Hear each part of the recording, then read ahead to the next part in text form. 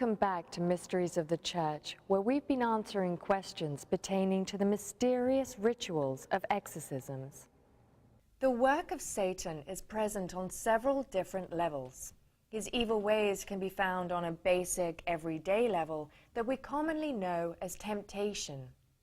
Satan will tempt us to move away from what is holy, to think, feel, and act on unholy thoughts, the desire to commit a sin. Everybody suffers temptation, from the Pope to a simple Christian boy. We suffer temptation. The demon is around the person.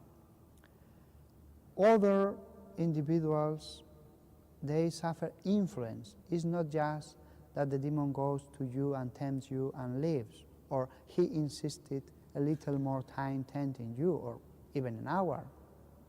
Is that the demon is there in a permanent way, insisting in temptation.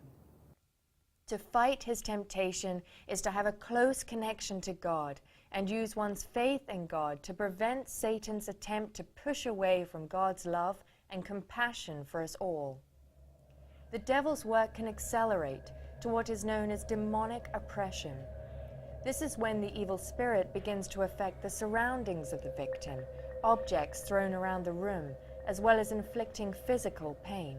The demonic spirit has not entered the body completely, but as if the evil spirit is on the person's shoulders, manipulating them to do what the evil spirit desires. The person being tempted is aware of their bizarre actions and thoughts, but has no control to curb them.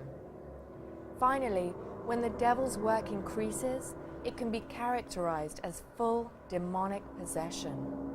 This is when the work of evil spirits takes full control of one's body, controlling the things they say, how they act. And again, when a person is possessed, it doesn't mean that they're completely out of it.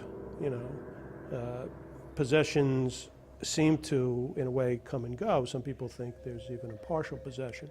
But when an individual is possessed, it is clear that at least at periods, sometimes for long periods, and certainly for periods during an exorcism, when the demon is forced to manifest itself, that demonic spirit has completely taken over the consciousness of the person. For all intents and purposes, the person is in, the individual victim is in a kind of a trance. The evil spirit has taken the body captive, and the only way for the spirit to exist is through a formal exorcism. From basic temptation to demonic possession, the work of Satan attempting to move us away from God is ongoing.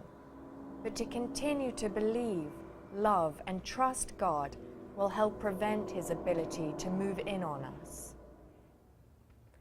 So, is there a certain type of person who is more susceptible to demon possession? Or are we all at risk of losing our self-control to evil spirits?